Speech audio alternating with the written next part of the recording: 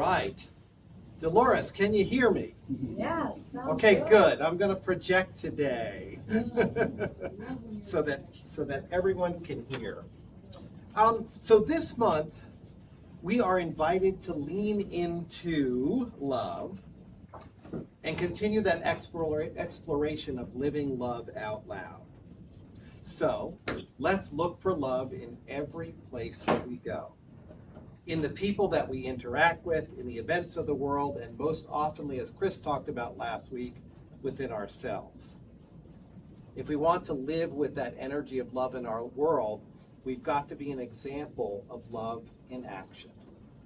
Now, Reverend Casey Taylor, who is a minister friend of ours in Oklahoma City, she helped write the outline for talks for the month. Reverend Casey leads an organization, a ministry called Spirit Uncensored.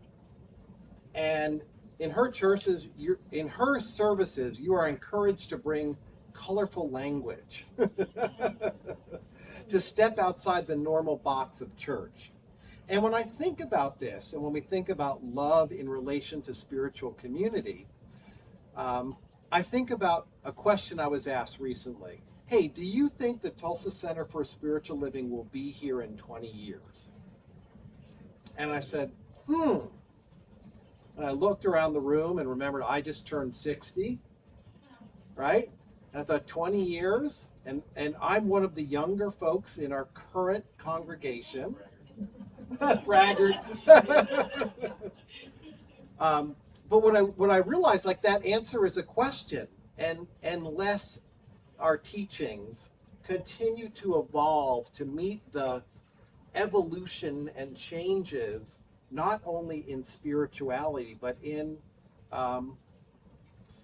the way we define life and love, and be willing to talk about things that, you don't always talk about in church, which includes ideas about gender and sexuality and romantic relationships. The evolution of this church and this community that started in the earlier of the last century, life looked pretty normal then, right? Man meets wife, they fall in love, they have children, the man goes off to work, the wife stays and cooks, the kids grow up, they're all heterosexual, of course, and life is this normal TV show, quotes, life. Well, life is so different now. In fact, it's hard to keep up with the evolving pieces of life. So the bottom line is, as we explore this, I welcome the ministers like Reverend KC and the energy that they bring to spirituality in the world today. And they may not meet in a church every week. They might meet at a bar down the street and talk spirituality with colorful language. Right on, right?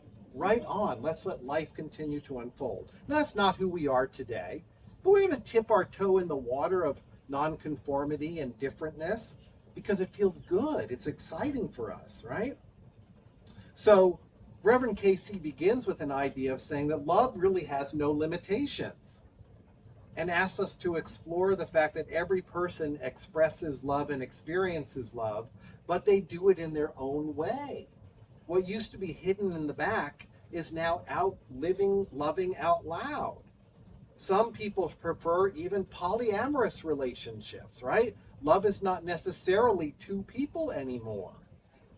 That the concept of someone who was pansexual is someone who, they don't choose their partners based on gender.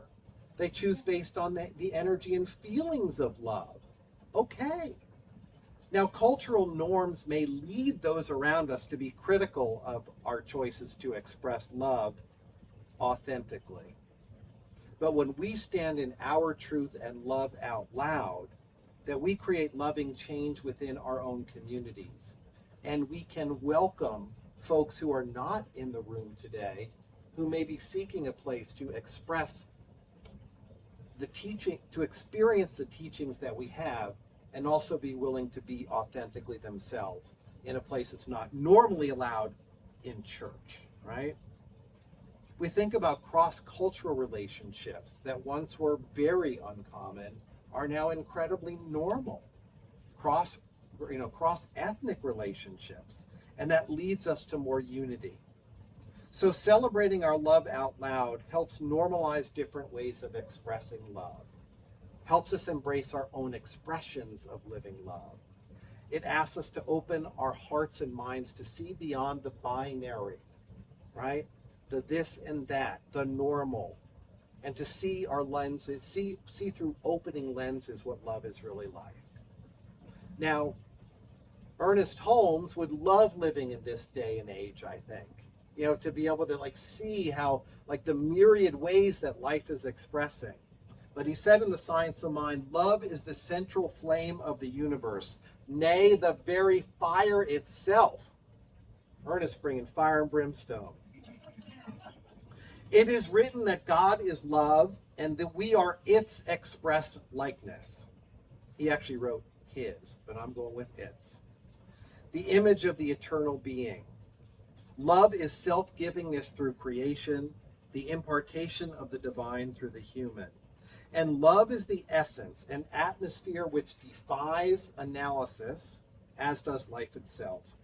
It is that which is and cannot be explained. Love is and cannot be explained. It is common to all people, to all animal life. It is evidence in the response of the plants to those who love them. Love reigns supreme over all. Ernest goes on to say the essence of love, while elusive, pervades everything. It fires the heart, it stimulates the emotions, it renews the soul and proclaims the spirit. Only love knows love. Only love knows love. And love knows only love. Words cannot express its depth or meaning. I love that he used the word elusive there. And I said, let me look that word up. It says it's difficult to find, catch, or achieve. So love is difficult to find, catch, or achieve, maybe. But I like this one better. Elusive means something that's difficult to remember or recall. For remembering and recalling that we are love. We love to say, we say God is love, God is everything, so then everything must also be love. And love is one of those words that I just have a hard time, putting it into words. It's 4 letters in the English language. It is something that is hard to describe. It reminds me of our Jewish friends, who have the word Yahweh, but then or the word for God, but don't speak it or write it, right? It's indescribable. It's beyond. When I'm sitting here that's love. that essence of we know it when we feel it. We know it when we experience it. We know it when we lose it or feel like we lose it.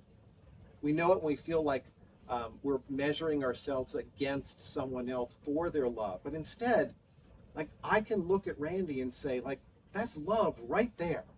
Even yawning a little bit. I love it. It's a love yawn, right? That finding the words for love maybe don't even matter. The poets hit it. And we know the philosophers like Ernest Holmes can talk about the passion of it, but it is something that is truly felt. And then we find all the ways we can to forget, not remember, so that the elusiveness of love is knowing that we are it, that we are love. Now, the talk title for today is Love on the Spectrum. And I think about the word spectrum as well. So spectrum is a band of colors as seen in a rainbow, produced by the separation of the components of light, by their different degrees of refraction according to their wavelength. This spectrum, this connection that creates a beautiful color. And a spectrum also can be used to classify something in terms of its position between 2 extremes. There's a spectrum. There's a spectrum of so many aspects of life.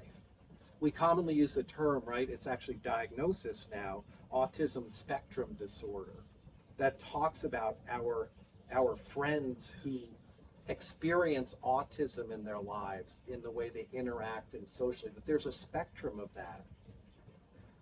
Spectrum is also commonly used to describe where we might fall on the range of sexuality or gender, where there used to be, one expression of sexuality, two expressions of gender. Now we know that there are a myriad. I looked online to say, how many descriptions of gender are there today? And it's over 100.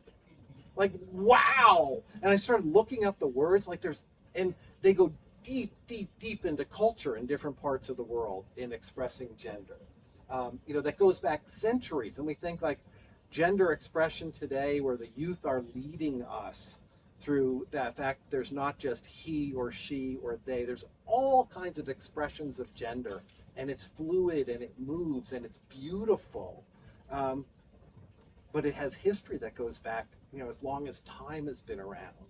And 100 different words for gender. How fascinating is that? What was once the most common and still the most standard of binary norms, man, woman, hetero, homo, but the reality of living is that there is such a more brilliant, colorful spectrum that allows us to bring love into the world. So, as Ernest said, if God is love and love is all there is, our expression must be love in action. We are that outpouring of spirit we have created in the image and likeness of God, and God makes no mistakes. So, because everything is spiritual and everything is love, we, everyone in this room and outside the room, we are who we are meant to be. Each one of us was brought here in this moment in history, in the communities that we were born into or we choose into, for a divine purpose. So when we embrace who we are, regardless of how people around us react, we align with our spiritual truth. And I love that this building, this community, the communities, the New Thought communities in Tulsa are open to and inclusive of all these different expressions of life. We love the rainbow. We love the spectrum. So how many of you remember the book by Dr. Seuss called The Sneetches? You're like, So the Sneetches were these creatures, right? And there were two different kinds of Sneetches. The star-belly Sneetches that had a little star on their belly, and the plain belly Sneetches.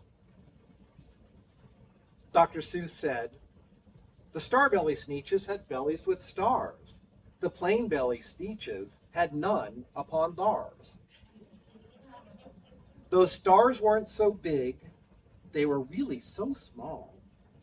You might think such a thing wouldn't matter at all. But because they had stars, all the star-belly Sneetches would brag, we're the best kind of Sneetch on the beaches. With their snoots in the air, they would sniff and they'd snort. We'll all have nothing to do with that plain belly sort. And whenever they met some, when they were out walking, they'd hike right past them without even talking. Then one day it seems, while the plain belly Sneetches were moping and doping along on the beaches, just sitting there wishing their bellies had stars, a stranger zipped up in the strangest of cars. You can picture this. I wish I had the book, right? My friends, he announced in a clear and keen voice, my name is Sylvester McMonkey McBean. And I've heard of your troubles. I've heard you're unhappy, but I can fix that. I'm the fix-it-up chappie. I've come here to help you. I have what you need. My prices are low and I work at great speed. Then quickly Sylvester McMonkey McBean put together a very peculiar machine. And he said, you want stars like Starbelly Sneetch? My friends, you can have them for $3 each. So they put on those stars. And then they went out.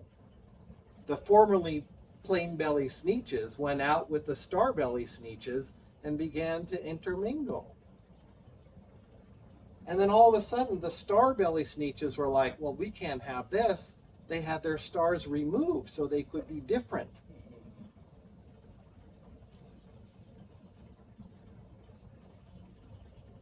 and forth it went. Chaos ensued in this Dr. Seuss world of people putting on stars and removing their stars. Right?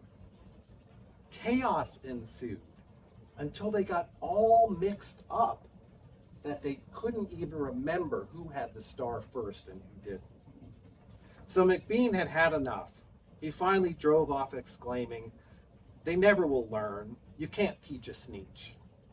But McBean was quite wrong, I'm happy to say, that Sneetches got really quite smart on that day. That day they decided that Sneetches are Sneetches, and no kind of Sneetch is the best on the beaches. That day all the Sneetches forgot about the stars, and whether they had one or not upon bars. Let's hear it for Dr. Seuss. So this book was written in 1961, and it had the intention of, post-World War, to bring about the silliness of judging people and by their appearance and not by their character, and to learn that the more we are aware of our prejudices, we all bring our things to the world, then the less harmful they are. So it's okay to bring it out. He also encouraged people to treat others equitably. So what happens to us in relation to love when we become more multiracial, more multi-ethnic, mixed up again, stars on and then starts off? When we express, those in our communities express different genders or different sexual expression, we become more difficult to see the differences, and easier for us to see what we truly are, which is love. I think about society moving in this direction. You know, I can envision a time where there's so much inter baby making to where we don't look so different anymore. Right? Like this is where, the star's on and the star's off, and other than that, these cartoons are looking the same. Then we get to really see past these outward appearances to love. So why the heck would we wait until that day comes and not begin doing it now? Right? Now, I know there's some fears that are popping up in our society today in resistance to this kind of stuff, and that's a whole nother talk. But when we leave those fears behind and instead think about the ways that we're able to connect there, that's where the powerful, beautiful ways of love come. So some of the takeaways is to remember that we are perfect just the way we are. That those ethnic heritages, those gender expressions, those sexual identities and orientations, right? We're all born and gifted with that divine source within, that very center of our being. That we came to this planet, we were born into the communities where we live at the exact right time to be doing this work. Our lives are here by divine appointment. We chose to be here today, and we are who we are meant to be. There is no reason to feel shame around these identities. Why? Because our good old God, Spirit itself, does not make any mistakes. Love exists on a spectrum. It includes the light and dark and the comfort and discomfort. The darkness may be uncomfortable, but it helps us to grow. And all of our growth comes very often with discomfort.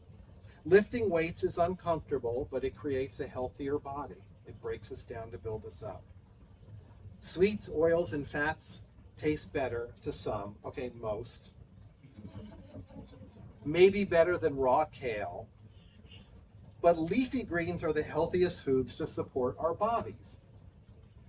And Dolores can give us a million other things, right, that are good for our bodies. Thank you. And growing pains come with the emotional and experiential pain of that growth. But the science of mind points out there is no reason to suffer. But this does not imply that life comes without discomfort. Comfort is overrated. Discomfort is a complement to growth. So all experience of love support our growth, regardless of the challenges that they pose. There is no such thing as a failed relationship. All of life is a relationship, and the entirety of our experiences connects us to that spirit within. Love expresses itself in every color, despite that fact that people in racial relationships have had to fight for their right to be able to love in that way. Love expresses itself in every gender, regardless of the country who deny rights to same gender loving individuals. Romantic relations have often been portrayed amongst two people, which leads to the concept of cheating. I love Casey for bringing this in, right? The concept of cheating with a romantic partner might disappear if polyamory were normalized for people who choose polyamory. You know, for these different relationships where monogamy doesn't work for people. That's every bit as much of a God expression. Be complicated if you ask me, but you know what? That's okay.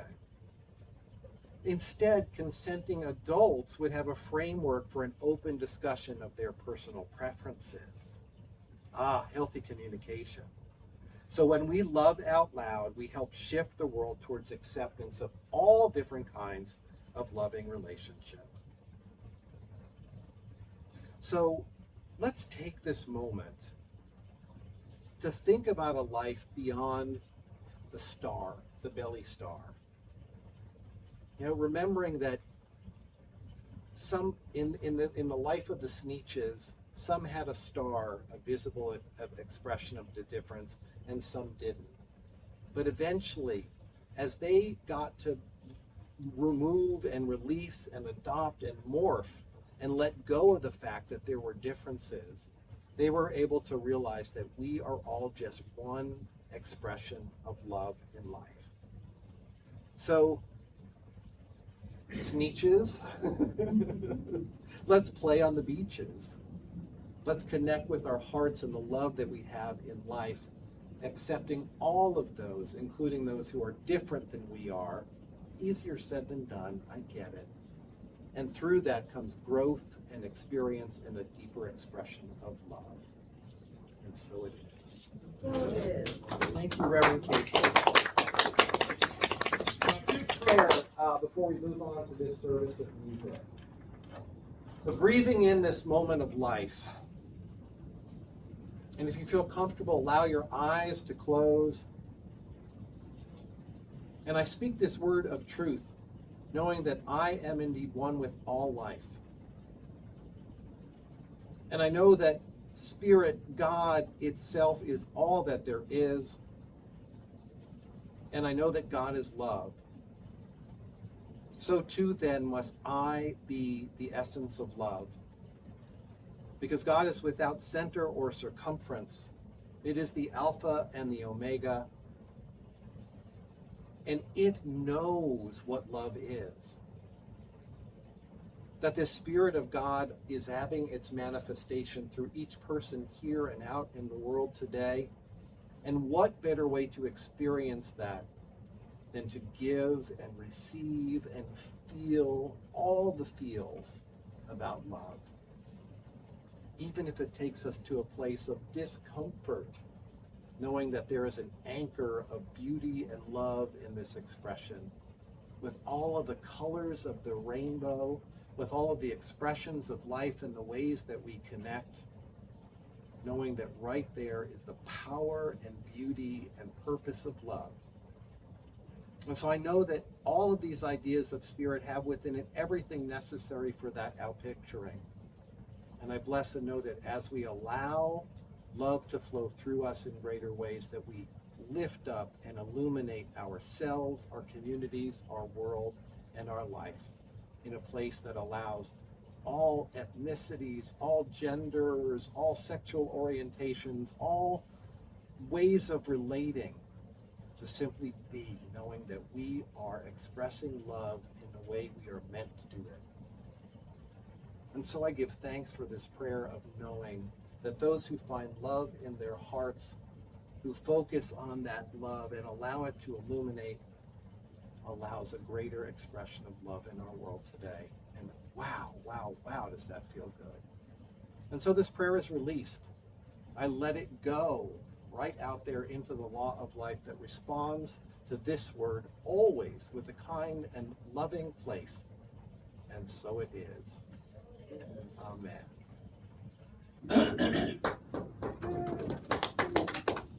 We'll stop.